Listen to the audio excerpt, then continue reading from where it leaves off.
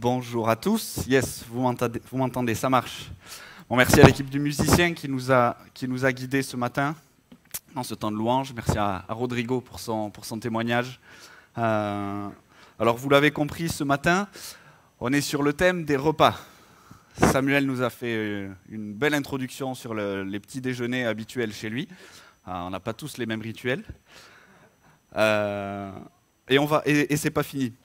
Ève nous a parlé évidemment des gâteaux. Je vous invite à ne pas oublier à la fin du culte. Et aujourd'hui, on va continuer. Donc, ça fait quelques semaines qu'on a démarré une série sur l'évangile de Marc.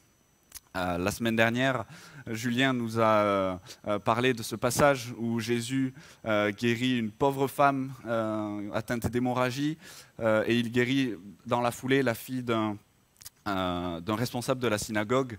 Et voilà, on a vraiment pu voir que le salut qu'offre Jésus, il est pour tous, quel que soit notre sexe, quelles que soient nos origines. C'était vraiment l'universalité du salut qu'on a pu voir la semaine dernière. Et donc aujourd'hui, on arrive au chapitre 6 de l'évangile de Marc. Je vais décoller un peu. Voilà. Donc aujourd'hui, on arrive au chapitre 6. Et on va pouvoir regarder, décidément, on va pouvoir regarder un événement de la vie de Jésus qui est le premier miracle de la multiplication des pains. Alors bon, ce chapitre 6, il est vaste, il y a plus de 50 versets, donc aujourd'hui, pour des raisons de temps, on ne va pas le regarder en entier. On va se concentrer sur cette multiplication des pains, mais on va quand même pouvoir aller piocher quelques versets dans ce chapitre 6, et je vous invite dans tous les cas à le lire en entier une fois rentré chez vous. Donc je vous invite à ouvrir vos Bibles avec moi, donc en Marc chapitre 6, et on va démarrer au verset 30. Marc chapitre 6, on démarre au verset 30. À leur retour, les apôtres se réunirent auprès de Jésus et lui rendirent compte de tout ce qu'ils avaient fait et de tout ce qu'ils avaient enseigné. Alors il leur dit, « Venez avec moi dans un endroit isolé et vous prendrez un peu de repos. » Il y avait effectivement beaucoup de monde qui allait et venait et ils ne trouvaient même pas le temps de manger. Ils partirent donc dans le bateau pour aller à l'écart dans un endroit désert. Mais beaucoup les virent s'en aller et les reconnurent. De toutes les bourgades, on accourut à pied et on les devança à l'endroit où ils se rendaient. Aussi, quand Jésus descendit du bateau, il vit une foule nombreuse. Il fut pris de compassion pour eux parce qu'ils étaient comme des brebis sans berger. Alors il se mit à les enseigner longuement. Il se faisait déjà tard, ses disciples s'approchèrent de lui et lui dirent « Cet endroit est désert, il est déjà tard, renvoie donc ces gens pour qu'ils aillent dans les hameaux et les villages des environs s'acheter de quoi manger. » Mais Jésus leur répondit « Donnez-leur vous-même à manger. » Ils lui demandèrent « Faut-il que nous allions acheter pour 200 pièces d'argent de pain et que nous leur donnions à manger ?» Jésus reprit « Combien avez-vous de pain? Allez voir. » Ils allèrent se renseigner et revinrent lui dire « Il y a 5 pains et 2 poissons. » Alors il leur ordonna de faire asseoir la foule par groupes sur l'herbe verte. Les gens s'installèrent par terre, par rangées de 100 et de 50. Jésus prit les 5 pains et les 2 poissons, leva les yeux au ciel, prononça la prière de bénédiction. Il partagea les pains et les donna aux disciples pour qu'ils les distribuent à la foule. Il partagea aussi les 2 poissons entre tous. Tout le monde mangea à satiété. On ramassa les morceaux de pain qui restaient. Il y en eut 12 paniers pleins. Il restait aussi des poissons. Or, ceux qui avaient mangé ces pains étaient au nombre de 5000 hommes. Aussitôt après, Jésus pressa ses disciples de remonter dans le bateau pour qu'ils le précèdent de l'autre côté du lac vers Bethsaïda, pendant que lui-même renverrait la foule. Après l'avoir congédié, il se rendit sur une colline pour prier. À la tombée de la nuit, le bateau se trouvait au milieu du lac et Jésus était resté seul à terre. Il vit que ses disciples avaient beaucoup de mal à ramer car le vent leur était contraire. Vers la fin de la nuit, il se dirigea vers eux en marchant sur les eaux du lac. Il voulait les dépasser.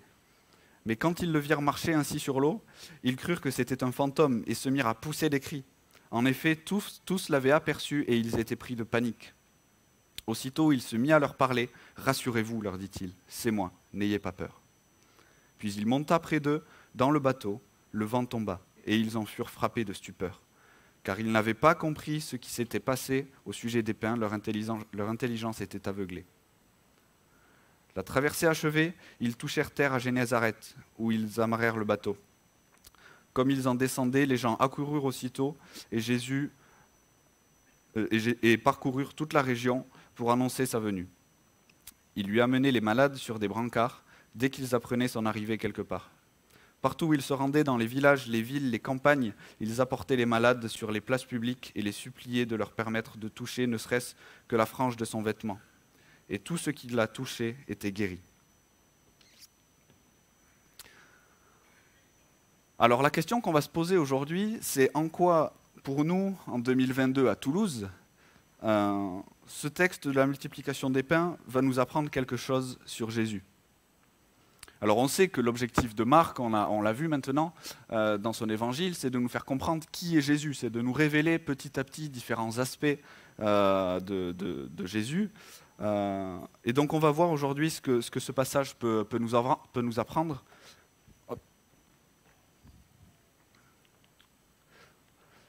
Voilà, on va voir d'abord que Jésus est compatissant et qu'il prend soin de nous. On va voir ensuite que Jésus est Dieu. Et enfin que Jésus nous libère du péché. Alors Jésus est compatissant et prend soin de nous. Imaginez la situation suivante. Vous terminez une grosse semaine de travail, vous êtes épuisé, enfin vous arrivez à la maison, là vous enlevez vos chaussures, vous enlevez le manteau, vous avez envie que d'une chose, c'est de vous poser dans votre canapé, tranquillement, commencer à réfléchir au week-end, la journée ski que vous avez prévue le lendemain, le bricolage, ou peut-être la raclette du samedi soir que vous attendez avec impatience. Là, vraiment, vous commencez à profiter du week-end, quoi. Et puis, pile à ce moment-là, vous avez un ami qui vous appelle et qui vous dit, voilà, demain, je suis en galère, est-ce que tu peux venir m'aider à 8 heures pour déménager? J'ai personne, j'ai vraiment besoin de toi, quoi. Compliqué, là. Là, il y a tous les plans qui tombent à l'eau, vous êtes vraiment épuisé. Alors, d'un côté, vous n'avez pas envie de lui dire non. En plus, cet ami, il est venu vous aider à déménager. Donc, bon, vous avez envie de lui rendre l'appareil. Puis, en même temps, vous êtes vraiment crevé. C'est la dernière chose dont vous avez envie. Vous levez un matin pour aller déménager. Vous allez être encore plus fatigué. Vous devrez vous coucher tard le samedi. Vous ne pourrez pas profiter de la raclette. Donc là, vous commencez à cogiter. Qu'est-ce que je vais pouvoir trouver comme excuse? Je ne vais quand même pas lui mentir. Ça ne se fait pas. Alors en fait, cette situation-là, c'est un peu la situation dans laquelle vont se retrouver les disciples au début de ce passage. Au verset 30, donc on voit que les disciples viennent autour de Jésus et lui racontent tout ce qu'ils ont fait. Alors on ne l'a pas lu aujourd'hui, mais en fait dans ce chapitre 6, un peu avant le passage qu'on a lu, Jésus envoie les disciples deux par deux dans différentes villes pour enseigner, pour annoncer l'évangile. Le texte dit même qu'il leur donne le pouvoir de chasser les démons. Pourquoi ça? Parce que, en fait, au début de ce chapitre, Jésus et les disciples étaient à Nazareth et ils ont été rejetés. C'est le fameux passage où Jésus dit que nul n'est prophète en son pays. Voilà, les habitants de Nazareth n'ont pas reconnu Jésus. Pour eux, Jésus, c'était le fils du charpentier du village et en aucun cas le fils de Dieu. Donc Jésus a décidé avec ses disciples de sortir de la ville de Nazareth et d'envoyer ses disciples, deux par deux, prêcher dans les villes alentours. Et donc ce qu'on voit au verset 30, c'est que cette période a dû être assez éprouvante pour les disciples, puisque quand ils reviennent, Jésus leur accorde du repos. Le verset 31 nous dit même qu'il y avait beaucoup de monde qui allait et venait, et ils n'avaient même pas le temps de manger. Donc ça avait vraiment dû être des jours compliqués physiquement pour les disciples.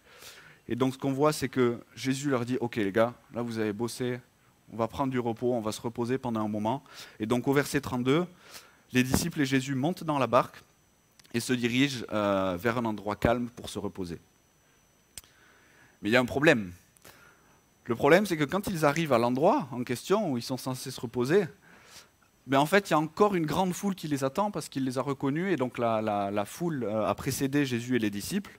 Et donc ils viennent là presser les disciples et Jésus à peine à la descente de la barque. Et donc on imagine bien la réaction des disciples. Hein. Mais attends Jésus, nous on est fatigués, tu nous as dit qu'on allait nous reposer. On n'a même pas mangé, tu vas quand même pas t'arrêter pour cette foule et recommencer à les enseigner. Il faudrait peut-être penser à nous un peu là. Mais que nous dit le texte? Est-ce que c'est la chose que fait Jésus? Non, verset 34. Quand il sortit de la barque, Jésus vit une grande foule et fut rempli de compassion pour eux. Parce qu'ils étaient comme des brebis qui n'ont pas de berger et il se mit à leur enseigner beaucoup de choses. Donc Jésus, il a beau faire énormément de miracles, et on l'a vu depuis le début du texte. Il a beau être rejeté de sa ville d'origine, Il est critiqué, il est haï même par tous les responsables religieux, et malgré tout, il voit cette foule, il éprouve de la compassion pour eux, il commence à les enseigner. Jésus, ce n'est pas une rockstar qui fait ses miracles entouré par un cordon de sécurité, et une fois ses miracles terminés, il signe 2-3 autographes et il repart dans son hôtel 5 étoiles, ne vous trompez pas. Jésus comprend la foule, Jésus éprouve de la compassion. La compassion, littéralement, c'est vraiment souffrir avec. Ça veut dire qu'il voit la souffrance de cette foule et il comprend la souffrance de cette foule. Il comprend le besoin de la foule et il veut y répondre en l'enseignant. C'est vraiment une preuve d'amour énorme de Jésus pour cette foule. Il faut savoir que l'expression brebis sans berger, qu'on a dans certaines versions au verset 34, en fait, elle est utilisée dans l'Ancien Testament pour faire référence à un peuple qui est en manque de leader spirituel et qui est dans un état de pauvreté spirituelle avancée. C'est ça qu'il voit Jésus. Jésus, il voit des gens qui sont affamés, qui ont faim d'enseignement. Ils sont complètement oppressés par la religion des pharisiens, culpabilisante, moralisatrice. Et donc Jésus voit une foule qui a juste besoin d'entendre l'évangile et c'est ce qu'il fait. Pour nous les chrétiens, c'est quand même un premier rappel important. C'est que la parole de Dieu, ça doit être un élément central, et Rodrigo l'a bien dit ce matin, la parole de Dieu doit être un élément central de nos vies. Jésus prend le temps d'enseigner cette foule. Au début du chapitre, au verset 12, il est dit que les disciples prêchaient en appelant chacun à changer d'attitude. C'est vraiment primordial d'être à l'écoute de la parole de Dieu, parce que c'est au travers de cette parole de Dieu que nos cœurs peuvent être changés, et c'est ce que nous a dit Rodrigo ce matin. Donc voilà, en éprouvant de la compassion, Jésus il se retrouve une fois de plus en train d'enseigner cette foule, sauf que l'heure avance, et les disciples commencent à le faire remarquer à Jésus au verset 35 et 36. En gros, ils disent à Jésus, Jésus, c'est pas tout ça, il est très bien ton enseignement, mais il se fait tard. On est en plein milieu d'un lieu désert, parce que pour rappel, au début, le projet, c'était qu'on se repose, on voulait être tranquille. Donc les gens, ils n'ont rien à manger, il serait peut-être temps de les renvoyer chez eux pour qu'ils aillent chercher quelque chose à manger. Et alors là, que leur répond Jésus? Donnez-leur à manger vous-même. Alors là, pour le coup, la réponse des disciples semble logique, mais on ne peut pas. Ça coûterait au moins 200 pièces d'argent. 200 pièces d'argent, c'est plus d'1 an de salaire à l'époque. Donc ça coûterait plus d'1 an de salaire d'aller acheter du pain pour toutes ces personnes. C'est impossible. Alors Jésus leur demande de rassembler toute la nourriture qu'ils ont. Résultat, 5 pains, 2 poissons, c'est toujours pas terrible. On a envie de dire à Jésus, tu vois, on t'avait dit que c'était impossible, il n'y a juste pas assez pour toutes ces personnes. Mais là, que fait Jésus? Il demande aux disciples de faire asseoir la foule, prend les 5 pains, les 2 poissons, lève les yeux au ciel, prononce la prière de bénédiction, rompt le pain et le donne aux disciples pour le distribuer. Résultat, 5000 hommes rassasiés, qui ont mangé à leur faim. 5000 hommes, je vous laisse imaginer le nombre si on compte les femmes et les enfants en plus. Toutes ces personnes rassasiées, et il y a même des restes. Il reste 12 corbeilles de pain, 5 de poissons. Quand Samuel disait ce matin que l'amour de Dieu nous donne en abondance, on en a un exemple ici. Donc Jésus accorde une part importante à l'enseignement, et c'est ce qu'on a vu au début du texte, il éprouve de la compassion pour le peuple, et il veut répondre à ce besoin d'enseignement, mais il n'oublie pas aussi de prendre soin des personnes sur le plan matériel, et notamment par rapport à la nourriture. C'est vraiment ce qu'on peut retenir de ces premiers versets, c'est que oui, Jésus nous comprend, il a été pleinement humain. Elle a quand même de quoi nous étonner un petit peu. Même si, je vous l'accorde, c'est pas banal de voir quelqu'un arriver au milieu de la nuit en marchant sur l'eau et venir dans votre direction. Sauf que quelques heures avant, les disciples, ils ont vu Jésus multiplier des pains et nourrir 5000 personnes avec quasiment rien au départ. Donc, on a envie de leur dire aux disciples, vous n'avez pas compris encore. Et cette réaction, elle est tellement étonnante que Marc, il se permet de faire un petit commentaire, il sort du récit, et il nous fait ce commentaire au verset 52 pour nous dire que si les disciples sont effrayés, c'est parce qu'ils n'avaient pas compris le miracle des pains, parce que leur cœur était endurci. Alors qu'est-ce qu'ils n'ont pas compris, les disciples, dans ce miracle? Ce qu'ils n'ont pas compris, c'est que Jésus est Dieu. Ce n'est pas seulement un prophète, ce n'est pas seulement leur ami, mais Jésus est Dieu. Il est tout-puissant et il veille sur eux même s'il n'est pas avec eux physiquement. Jésus, il a envoyé les disciples seuls sur cette barque, vraiment pour mettre à l'épreuve leur foi. Il voulait voir comment les disciples allaient réagir en se retrouvant seuls dans la difficulté sans Jésus. Alors c'est vrai que c'est facile de faire des reproches aux disciples. On a vu plusieurs passages maintenant dans Marc, on a vu beaucoup de miracles faits par Jésus, et on a vraiment envie de leur dire au bout d'un moment, ah, les gars, ouvrez les yeux, quoi. Vous avez Jésus avec vous et vous avez un paquet de preuves pour vous en rendre compte. Mais est-ce que nous aussi, on n'a pas tendance à oublier que Dieu est fidèle, qu'il a envoyé son Fils quand on est dans la difficulté? Quel est notre réflexe quand on traverse des épreuves? Est-ce qu'on est toujours en paix ou est-ce que parfois, avec notre petite vision d'être humain, on n'est pas nous aussi comme ces disciples qui oublient que Dieu les voit et que Dieu veille sur eux? D'ailleurs, comme les miracles de Jésus ne semblent pas être suffisants pour les disciples pour comprendre qui il est, Jésus il va leur donner des indices supplémentaires. Au verset 50, Jésus leur dit « Rassurez-vous, c'est moi ». Le « c'est moi » ici, ça apparaît pas forcément dans nos traductions, mais en fait c'est le même que le « je suis » dans la manière dont Dieu se présente à Moïse dans le buisson ardent. Je vous invite à lire avec moi, on va prendre quelques versets en Exode 3. Les versets 6 à 10. Exode 3, on va lire les versets 6 à 10. Et il ajouta, « Je suis le Dieu de ton père, le Dieu d'Abraham, le Dieu d'Isaac et le Dieu de Jacob. » Moïse se cacha le visage car il craignait de regarder Dieu. L'Éternel dit, « J'ai vu la souffrance de mon peuple qui est en Égypte et j'ai entendu les cris que lui font pousser ses oppresseurs car je connais ses douleurs. Je suis descendu pour le délivrer de la main des Égyptiens et pour le faire monter de ce pays dans un bon et vaste pays, dans un pays où coule le lait et le miel, dans les lieux qu'habitent les Cananéens, les Essiens, les Amoréens, les Phérésiens, les Éviens et les Jébusiens. Voici les cris d'Israël sont venus jusqu'à moi, et j'ai vu l'oppression que leur font souffrir les Égyptiens. Maintenant va, je t'enverrai auprès de Pharaon, et tu feras sortir d'Égypte mon peuple, les enfants d'Israël. » Donc quand Jésus prononce ce « c'est moi », donc il renvoie au Dieu là, qui s'adresse à Moïse, en fait, Dieu dans tout l'Ancien Testament, il a toujours pris soin de son peuple, du peuple d'Israël. Et Jésus veut que les disciples comprennent que Jésus fera de même avec eux. De la même manière que Dieu a été fidèle avec son peuple dans tout l'Ancien Testament, Jésus sera fidèle avec son peuple et avec ses disciples notamment ici. Jésus affirme ici qu'il est bien le Fils de Dieu, le Messie promis qui avait été annoncé par les prophètes. Et en plus, Jésus joint une fois de plus la parole aux actes, puisque à peine monté dans la barque, la tempête se calme et il affirme bien toute son autorité.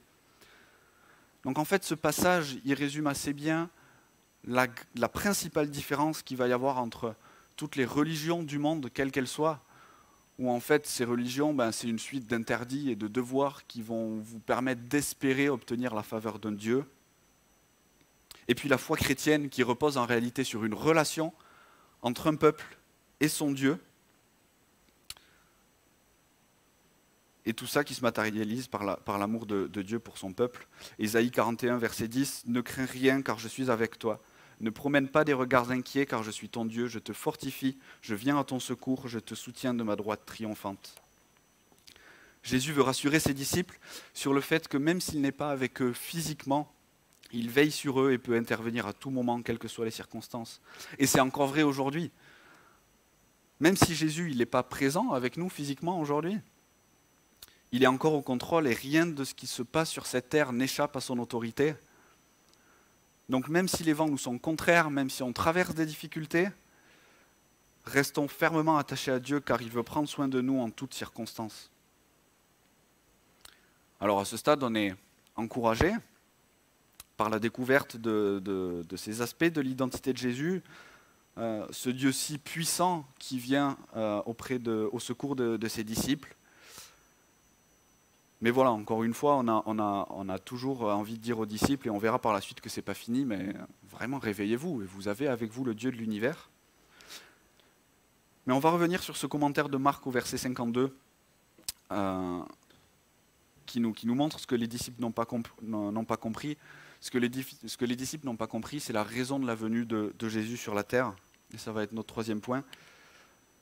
Derrière ce passage de la multiplication des pains, ce que Jésus est en train d'annoncer, c'est qu'il est venu pour nous libérer, pour libérer ses disciples et pour nous libérer à tous du péché. Alors vous allez peut-être me dire, qu'est-ce que tu viens nous embêter avec le péché? Pour une fois, personne n'a rien fait de mal dans ce texte, même si les disciples, ok, ils doutent un peu, mais concrètement, ils n'ont rien fait de mal. Il n'y a pas vraiment de problème jusque-là. Alors malheureusement, si, il y a un problème. Et ce problème, c'est que non seulement le cœur des disciples est endurci, et ils ne voient pas qui est Jésus, mais au-delà des disciples, le problème, c'est que le cœur de tous les hommes est rempli par le mal et le péché. Alors si vous ne me croyez pas, je vous invite à lire les versets juste avant du texte qu'on a lu ce matin, parce qu'on a le récit de la mort de Jean-Baptiste qui a été concrètement assassiné par Hérode.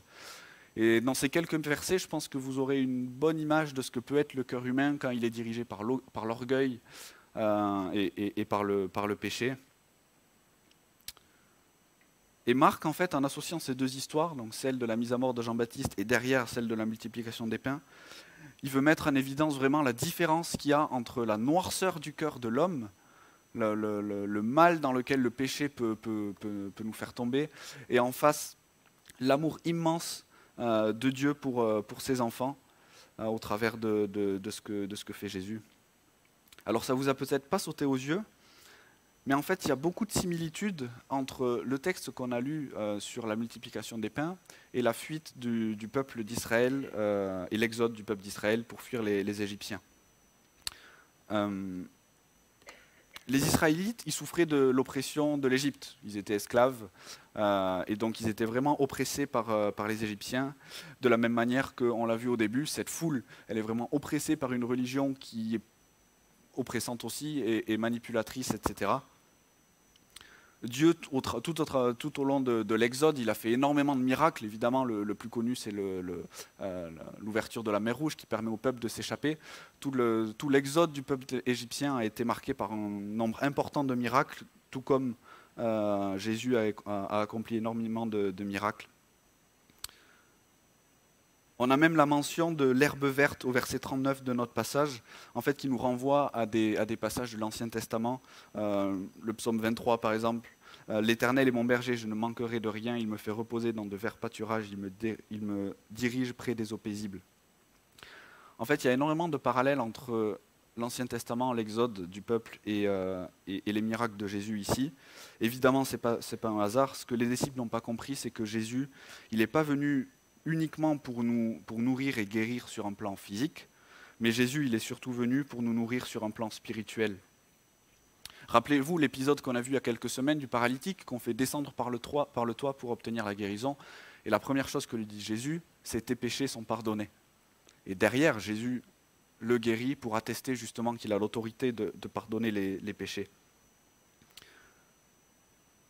On a cité ce matin cette parole de Jésus qu'on trouve en Jean 6. « Je suis le pain de vie, celui qui vient à moi n'aura plus jamais faim, et celui qui croit en moi n'aura plus jamais soif. » Jésus veut que notre dépendance à lui, elle soit aussi forte que notre besoin de nous nourrir.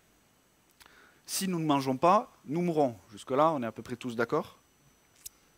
Avec Jésus, c'est pareil. Si on ne se nourrit pas de la parole de Dieu, nous mourrons et spirituellement, et notre issue sera d'être séparés pour l'éternité avec Jésus si on ne s'attache pas à Dieu par sa parole et si on ne cultive pas cette relation avec lui. Jésus, s'il est venu sur la terre, c'est pas pour faire du spectacle, c'est pas pour des miracles, mais c'est au final pour mourir sur la croix et pouvoir obtenir le pardon de nos péchés. Si Rodrigo, ce matin, il a été plongé dans l'eau, c'est parce que justement, cette eau, elle symbolise la purification qui nous est offerte au travers du sacrifice de Jésus. Alors, les disciples ne pouvaient pas encore s'en rendre compte, mais nous, on a la suite de l'histoire. Et même la manière dont Jésus rend le pain, prononce la prière de bénédiction au moment de nourrir le peuple et donne le pain aux disciples pour être distribué. Évidemment, pour nous, ça fait écho à la dernière Pâque et au repas que va prendre Jésus avant de mourir sur la croix.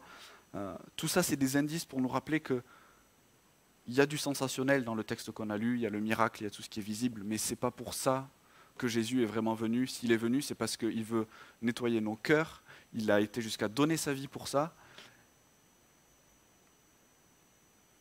Et c'est bien en fait ce que confirment les derniers versets, les versets 53 à 56, où donc après la multiplication des pains, Jésus et les disciples finalement arrivent de l'autre côté du lac. Et là on a l'impression que c'est un peu la routine qui prend le dessus. Il y a une foule qui vient, et Jésus fait énormément de miracles, il guérit des malades, il chasse des démons, et on a l'impression que voilà, on revient à ce qu'on connaissait de la vie de Jésus et des disciples juste là. Mais si on a en mémoire l'objectif de Jésus au travers de ses miracles, c'est toujours d'attester une chose, c'est d'attester que lui seul a le pouvoir de pardonner les péchés, lui seul a le pouvoir de nous rendre purs et de nous réconcilier avec Dieu. Alors que retenir au final de ce miracle de la multiplication des pains? Tout d'abord, on a vu que Jésus est compatissant, et ça c'est encore vrai aujourd'hui. On peut avoir une vraie relation avec Dieu, et Jésus n'est pas un esprit flottant, Dieu n'est pas un esprit flottant un peu lointain, mais Jésus a été fait homme, il connaît nos souffrances, il connaît ce par quoi on peut passer. Tout ce qu'on veut, c'est qu'on lui exprime et qu'on s'appuie sur lui quand on est dans la difficulté. Mais ce qu'on doit retenir aussi, c'est que Jésus est Dieu, qu'il est le bon berger, qu'il veut prendre soin de son peuple. Même si cela implique de nourrir 5000 personnes avec 5 pains et 2 poissons, rien ne lui est impossible et il est fidèle et il ne nous abandonnera jamais. Mais en fait, tout ça, ce serait d'aucune utilité si le prix de la dette qu'on a envers Dieu, si le prix de notre péché n'avait pas été payé à la croix.